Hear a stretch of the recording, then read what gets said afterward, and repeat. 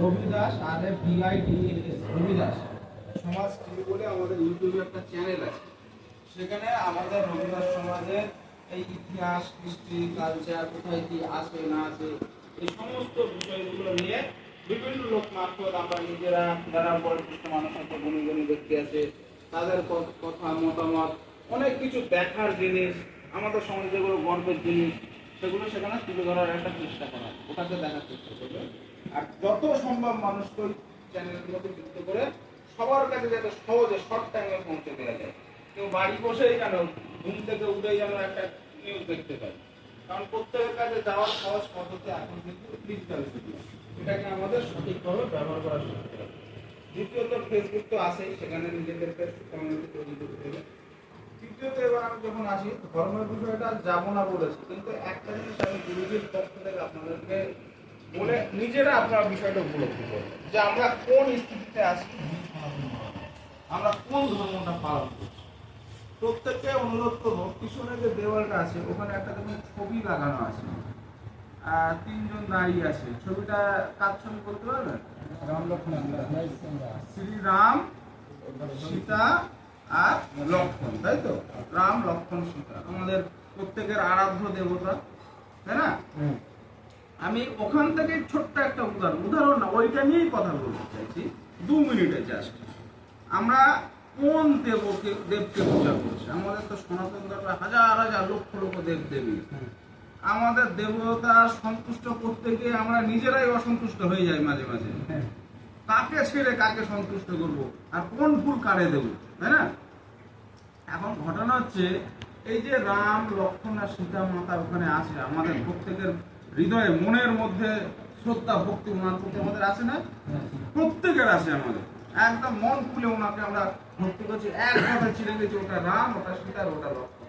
একটু প্রাচীন না, একটু পিছনে যদি ফিরে যাই, কিছু বছর আগে এই রাম, সীতা, লক্ষ্মণ আজ থেকে 30 বছর 40 বছর আগে কেউ চিনতো না এনাদেরকে। কেন চিনতো না? এবারে দাদা কি কথা বলে, এখানে ধর্মের কথা আলোচনা করতে হলে রাম, লক্ষ্মণ, সীতাকে কেউ চিনতো না, তাই কখনো হয়? আমরা চিনেছি ওনাকে কখন থেকে জানেন? একটুখানি নিজেরা রিয়েলাইজ করেন, মনে করেন, যখন টিভিতে রামায়ণ শুরু হলো, তাই না? টিভিতে রাম দেখেছি, সীতা দেখেছি, লক্ষ্মণ দেখেছি, রামায়ণের যুদ্ধ হচ্ছে, রামানন্দ সাগর প্রতিদিন সিরিয়ালে আসতো, আমরা লোকের বাড়িতে গিয়ে কেউ বসে দেখতাম। বিভিন্ন ভাবে আমরা মাতোয়ারা হয়ে গেছি, ওনাদের চিনে গেছি। তারপরে ডিজিটাল মিডিয়া ছবি আসলো, ছবিতে ওনাদের ছবি বাড়িতে বাড়িতে ঘরে ঘরে এরকম মন্দিরে মন্দিরে সাজিয়ে দিয়েছে। বাস্তবে যিনি ওখানে রাম বলে দাঁড়িয়ে রয়েছে, ওনার নাম হচ্ছে অরুণ গোভিল। উনি রামানন্দ রয়েছে রামায়ণ, তাতে উনি একজন অ্যাক্টর হিসেবে সিরিয়াল করেছে, অভিনয় করেছে। যেরকম শাহরুখ খান একটা সিনেমায় হিরোর অভিনয় করে, যেরকম ক্যাটরিনা কাইফ একটা সিনেমায় হিরোইনের অভিনয় করে, যেখানে ওই দাঁড়িয়ে রয়েছে রাম, আমরা বলছি প্রভু রামচন্দ্র প্রণাম করছি, পুজো করছি। উনি হচ্ছে অরুণ গোভিল, বিজেপির জন্য এবছরে ইলেকশনের ভোটে দাঁড়িয়েছে উত্তরপ্রদেশের বিরাট থেকে। রামচন্দ্র ভোটে লড়াই করছে, বুঝে নেবেন। আমরা এখানে মন্দিরে সাজিয়ে রেখেছি, পুজো করছি, এটা রাম। আমাদের যে মাতা সীতা বলে আমরা যাকে পুজো করছি, তার ঘর পরিবার সংসার স্বামী স্ত্রী সব রয়েছে, সে আলাদা লোক।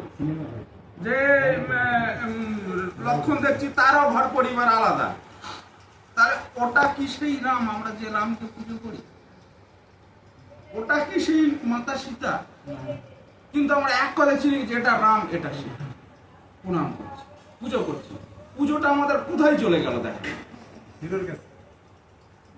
আজ থেকে যদি 20 বছর 30 বছর 40 বছর আমাদের ছোট ছোট ভাইয়েরা, শিশুরা যখন এই ছবিটাই দেখতে ওরা বড় হচ্ছে, ওরা জানে এটাই রাম, সীতা, লক্ষ্মণ। ওই লেখা রয়েছে রাম, সীতা, লক্ষ্মণ, উপরে মাথায় লেখা আছে। 20 30 50 বছর পরে কি হবে? 100 বছর পরে কি হবে? এটাই তো দেবতা। তখন কেউ জানবে যে অরুণ গোভিল ওই ওখানে বিজেপির টিকিটে ভোটে লড়ছে, এই জায়গায় ভোটে জিতলো কি হারলো কি হলো, তা ঠিক আছে। পরিস্থিতি এই জায়গায় রয়েছে আমাদের হিন্দু সনাতন। আমরা আসল জিনিসটার সন্ধান করছি না।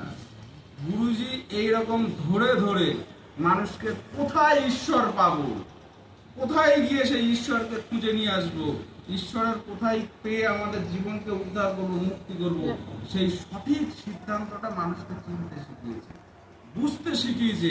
সেই জন্য উনি সমস্ত গুরুর গুরু, সন্ত শিরোমণি, সব গুরুর মাথার তিলক, সব গুরুর মাথার মুকুট তিনি, তার উপরে সারা ভারতবর্ষে, সারা পৃথিবী তার গুরু। জয় গুরুদেব, জয় গুরুদেব।